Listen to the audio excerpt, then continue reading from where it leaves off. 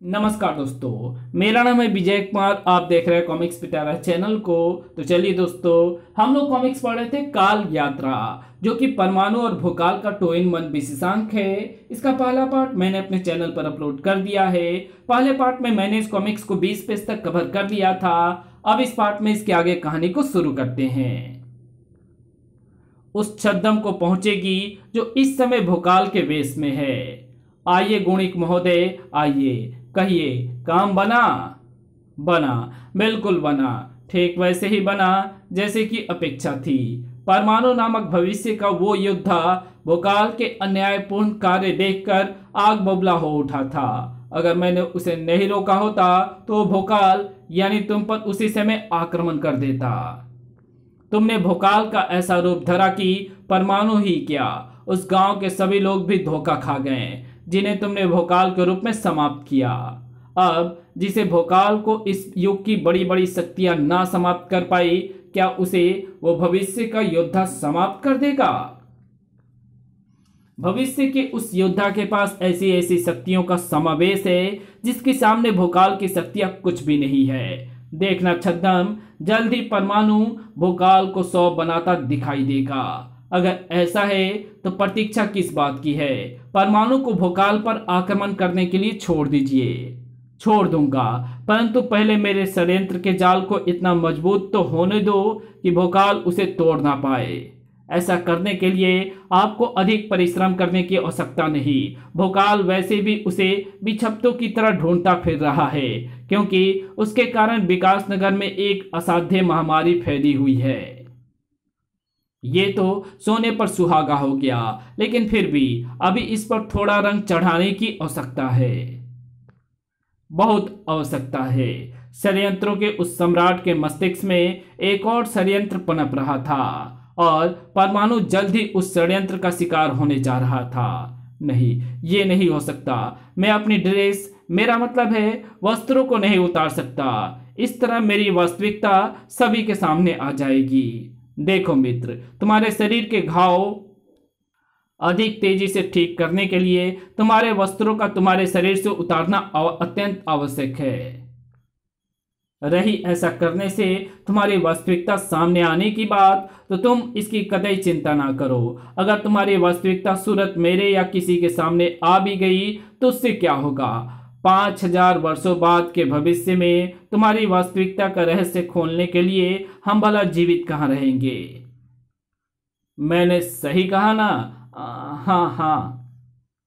गुणिक के तर्क ने परमाणु को संतुष्ट कर दिया था, इसलिए परमाणु ने तुरंत ही अपनी ड्रेस उतार दी। धन्यवाद, मैं तुम्हारी पोशाक को यहाँ सुरक्षित रख देता हूँ और तुम्हारे घाव पर लगाता हूँ ये चमत्कारी औषधि जो तुम्हें कुछ ही समय में चंगा कर देगी। घाव को शीघ्र भरने के साथ साथ इस औषधि में एक गुण और भी है, ये तीव्र नींद लाती है।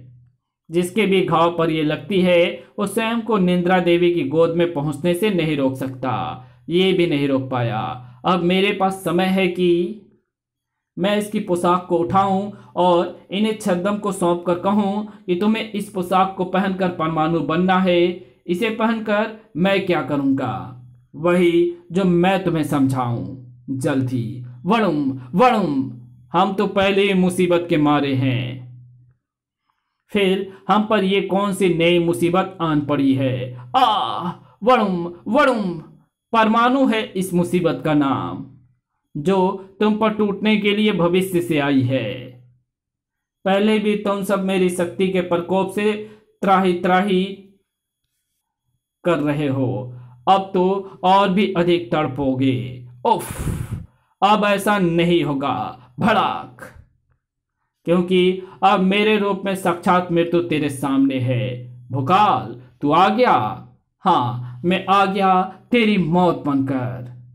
तू मेरा कुछ नहीं बिगाड़ पाएगा भूकाल, क्योंकि अगर तू आ गया है तो मैं यहाँ नहीं ठहरूंगा। ओह, वो तो अपने शरीर को कणों में बदलकर यहाँ से भाग रहा है और मेरी विडंबना है कि मैं इसे पकड़ भी नहीं सकता। भूकाल हाथ मलता ही रह गया और उसके सामने से कणों में बदलकर गायब हो गया वो परमाणु, जो परमाणु था ही नहीं। आ गए अपना कार्य पूरा करके? हाँ, अब जल्दी से ये पोशाक उतारो, इसकी निद्रा कभी भी टूट सकती है। भविष्य के आधुनिक विज्ञान के आधार पर बनी ये पोशाक तो बहुत ही चमत्कारी और विध्वंसक है। क्यों ना हम इसे अपने पास रख लें और इसके बल पर योद्धा बने। भविष्य के इस व्यक्ति का वध करके इस पोशाक के बल पर हम ही भूकाल को समाप्त कर दें। नहीं, ये पोशाक ऐसे आधुनिक विज्ञान से बनी हुई है जिसके बारे में हम काला अक्षर भी नहीं जानते, इसलिए ये पोशाक हमारे लिए घातक भी हो सकती है। वैसे भी इस पोशाक में और क्या क्या शक्तियां हैं और वे कैसे कैसे कार्य करती हैं वो मात्र भविष्य का ये योद्धा ही जानता है। लेकिन ये पोशाक इसी के पास ही रहे और ये वही करे जो हम चाहते हैं तो यही अच्छा है। मान लो इसने हमारा कार्य कर दिया तो क्या आप इसे वापस लौट जाने देंगे? ये इस काल से अब कभी नहीं जा पाएगा। अब तो इसे सदा के लिए यही रहना है और मेरा दास बनकर मेरे लिए कार्य करना है। इसकी निद्रा टूट रही है, तुम जाओ यहां से। नींद से जागा विनय हैरान था। तुमने मेरे शरीर पर जिस औषधि का लेप लगाया था उसने तो कमाल कर दिया, मेरे सारे घावों को कुछ ही घंटों में ठीक कर दिया। अब तुम सही हो चुके हो मित्र। अब समय आ गया है कि तुम इस काल को एक अत्याचारी के आतंक से मुक्त दिलाओ। हाँ, अब समय आ गया है कि मैं अपने ड्रेस को दोबारा पहनूं और भोकाल नामक शैतान को खत्म करके अपने इतिहास को सुधारूं और अपने काल में वापस लौटने का रास्ता ढूंढकर अपने उस दुनिया को देखूं जिसे इतिहास नामक शैतान अपने कदमों में झुकाने में जुटा होगा। भूतकाल में भी परमाणु को अपने भविष्य की जिस दुनिया की चिंता थी उसे तो इतिहास अपने कदमों में झुकाने में जुटा हुआ था। इस देश का सारा निजाम इस जगह पर चलता है। यही मौजूद होते हैं वे सारे नुमाइंदे जो सारे देश को अपनी उंगलियों के इशारे पर नचाते हैं। अब इन सबको मेरे इशारे पर नाचना होगा क्योंकि इस जगह पर मैं कब्जा करने जा रहा हूं। रुको, तुम बिना पास के अंदर नहीं घुस सकते। क्या तुम्हारे पास है? हाँ है। इस निंजा वीडियो गेम के रूप में इतिहास की उस अद्भुत ताकत जिंदा होकर सैकड़ों निंजा लड़ा के कमांडोज के सामने थे। ओह, ये क्या जादू! साए सर, साए साए सर। कुछ भी हो, गोलियां चलाओ इन पर। जरूर चलाओ, अगर अपनी अपनी गनें संभाल पाओ और उन्हें अपने हाथ में रख पाओ तो। खटाक खटाक। उफ, भागो, जरूर भागो, अगर तुम्हारे पांव भागने लायक रहें तो। और अपनी गर्दनों को अपने धड़ों पर सलामत रख पाओ तो। खचाक। हेलो हेलो, आर्मी हेडक्वार्टर, हम यहाँ मौजूद मुसीबत से नहीं निपट सकते, यहाँ आर्मी भेजो। बेवकूफ, तू यहाँ आर्मी बुलाने की बात कर रहा है? वे यहाँ नहीं आने वाले। वे तो खुद अपने हेडक्वार्टर को बचाने में लगे हुए हैं मेरी उस वार गेम से जो जिंदा होकर उन पर कहर बरसा रही है। उफ, पाकिस्तानियों ने हमला कर दिया क्या? नहीं, इनके निशाने और इनकी वेशभूषा बता रही है ये पाकिस्तान के नहीं बल्कि नाजी सैनिक हैं। वड़ुम वड़ुम चुम चुम चुम चुम चुम। ये 85 साल पुरानी सेना हम पर हमला करने कहां से आ गई? कहीं से भी आई हो, लेकिन ये आई हमें तहस नहस करने हैं और हम तैयार भी नहीं हैं। बड़ुम बड़ुम। इसलिए इस समय भागकर अपने आप को सुरक्षित करना ही अक्लमंदी है। सभी भाग रहे थे, यहां भी बड़ुम बम और यहां भी। अब भला इतिहास को उसके लक्ष्य तक पहुंचने से कौन रोक सकता था? इतिहास का सामना अब कोई नहीं कर सकता। इस शहर की सरकार, पुलिस, गुंडे, बदमाश, शरीफ शहरी इतिहास की बात मानते हैं। इस शहर पर सिर्फ और सिर्फ इतिहास का राज चलता है। इतिहास इस शहर का बेताज बादशाह है, बेताज बादशाह। लेकिन इतना सब कुछ हासिल करने के बाद आज भी इस बात का दुख है कि मैं अपने सबसे बड़े दुश्मन परमाणु को अपने कदमों में नहीं झुका सका, उसके लाश को अपनी आंखों से नहीं देख सका। परमाणु का मरा हुआ देखने का जिंदगी भर फांस बनकर मेरे सीने में फंसा रहेगा। 1 मिनट, अगर मैं चाहूं तो आसानी से इस फांस को अपने सीने से निकाल सकता हूं, परमाणु की लाश को अपनी आंखों से देख सकता हूं, और इसके लिए मुझे ज्यादा कुछ करना भी नहीं पड़ेगा।